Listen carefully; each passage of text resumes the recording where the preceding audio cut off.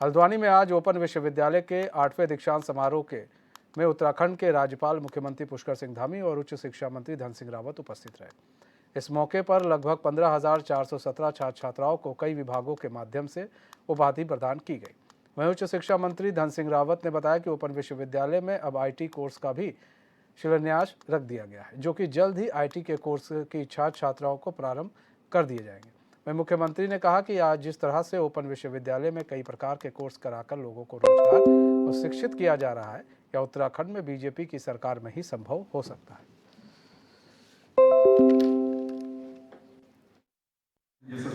कर दिए साइंस और टेक्नोलॉजी के क्षेत्र में इंफोसिस के जो चेयरमैन हैं नारायण मूर्ति जी, ऐसे बहुत सारे नाम हैं।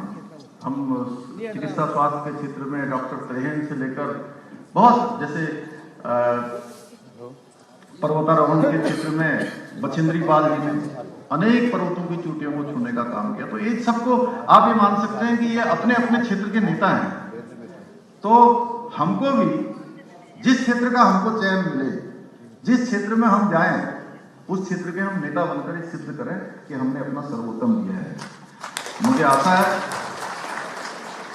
कि जो आज का नया भारत है, अपनी प्राचीन और जो शैक्षणिक सांस्कृतिक पद्धति को केंद्र में रखते हुए आप सबके प्रयासों से बदलाव की ओर आगे बढ़ रहा है। इसी को ध्यान में रखते हुए हमारे प्रधानमंत्री जी ने 21वीं सदी की आवश्यकता के अनुरूप नई शिक्षा नीति को अपनाया है। देश के युवाओं के संपूर्ण विकास हेतु नई शिक्षा नीति शिक्षा के क्षेत्र में निश्चित रूप से एक नए विश्वास की नींव रखेगा।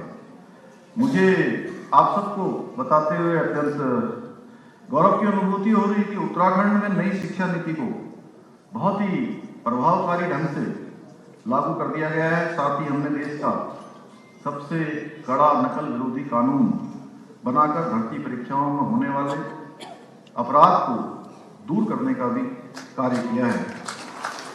इसके अलावा हमारी सरकार राज्य के दुर्गम क्षेत्रों में उच्च शिक्षा को बढ़ावा देने के लिए निरंतर प्रयास कर रही है। यह हर्ष का विषय है कि विश्वविद्यालय द्वारा पहाड़ी क्षेत्रों में शिक्षा के व्यापक प्रचार प्रसार के लिए दूरस्थ शिक्षा प्रकोष्ठ की स्थापना की गई है, जिसके माध्यम से राज्य के दूरस्थ क्षेत्रों में आज शिक्षा की पहुंच बढ़ रही है। मैं इस बात से भी जहां मुझे अत्यधिक खुशी हो रही है कि विश्वविद्यालय में एक और जहां हमारे प्राचीन ज्ञान को बढ़ावा देने के लिए ज्योतिष कर्मकांड जैसे पारंपरिक विषयों का भी यहाँ पर प्रारंभ हुआ है, वहीं विज्ञान और प्रौद्योगिकी के क्षेत्र में भी बड़े पैमाने पर व्यापक प्रयोग किए जा रहे हैं। हमारे प्रधानमंत्री आदरणीय मोदी जी के नेतृत्व में भारत आज विज्ञान आधारित जो गवर्नेंस मॉडल है उसकी ओर आगे बढ़ रहा है, जिसमें इकोलॉजी और इकोनॉमी दोनों का समन्वय स्थापित हो। इस प्रकार की व्यवस्था हम राज्य के अंदर भी बढ़ा रहे हैं। जो विकास का हमारा मॉडल है, वो मॉडल भी हमारा इकोलॉजी और इकोनॉमी दोनों में संतुलन का है। आज cyber security, artificial intelligence, data mining जैसे क्षेत्रों में रोजगार की जो अपार संभावनाएं सृजित हुई हैं, इन संभावनाओं के उचित प्रयोग से हम राज्य की जो हमारी अर्थव्यवस्थाएं हैं उसको भी तकनीकी आधारित बना सकते हैं। मुझे प्रसन्नता है कि विश्वविद्यालय इन सभी विषयों पर व्यापक रूप से काम कर रहा है। हमारे प्रधानमंत्री जी का जो संकल्प है, एक भारत श्रेष्ठ भारत का संकल्प, उसके स्वप्न को साकार करने के लिए आप सबके द्वारा जो हमको भी सेवा का अवसर दिया गया है, काम करने का अवसर दिया गया है। पहली बार उत्तराखंड राज्य के अंदर इस राज्य की स्थापना के बाद किसी भी राजनीतिक दल को लगातार दूसरी बार सरकार में आने का, सेवा करने का अवसर प्रदान किया।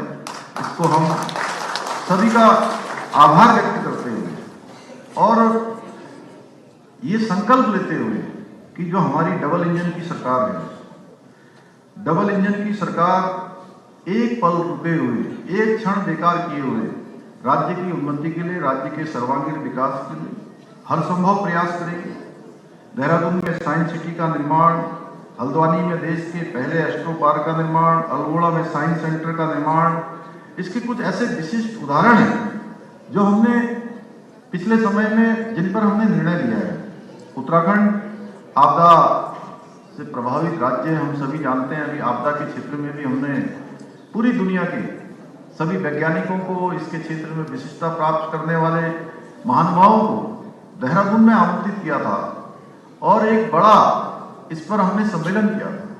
बहुत सारे उस सम्मेलन से बिंदु निकले हैं, एक बड़ा लोगों ने मंथन किया है और राज्य के अंदर भी हमारे प्रत्येक वर्ष आपदा किसी न किसी रूप में आती है। मैं आप लोगों से अपनी जो तकनीकी क्षमताएं हैं, इन माध्यम से ऐसी व्यवस्था का निर्माण करने का आह्वान करूंगा कि जो आपदा प्रबंधन के क्षेत्र में भी अपनी भूमिकाओं को निभाएं। मुझे विश्वास है कि निश्चित रूप से आप सभी लोग इस क्षेत्र में भी तेजी से काम करेंगे।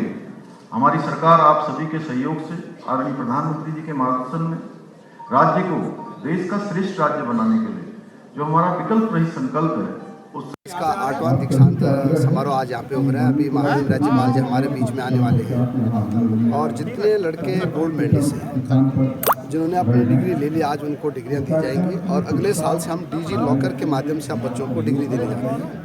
ये भी एक अभिनव प्रयोग हम उत्तराखंड राज्य में कर रहे हैं और अभी दूरस्थ शिक्षा के लिए उत्तराखंड विश्वविद्यालय ने बहुत अच्छा काम किया है। लगभग 80,000 छात्र छात्राएं हमारे विश्वविद्यालय में हो गए हैं और अब हम रैंकिंग के लिए नेक के लिए इस बार हम अप्लाई कर रहे हैं ताकि हमारा विश्वविद्यालय जो है देश की रैंकिंग में टॉप 5 विश्वविद्यालय में शामिल हो जाए।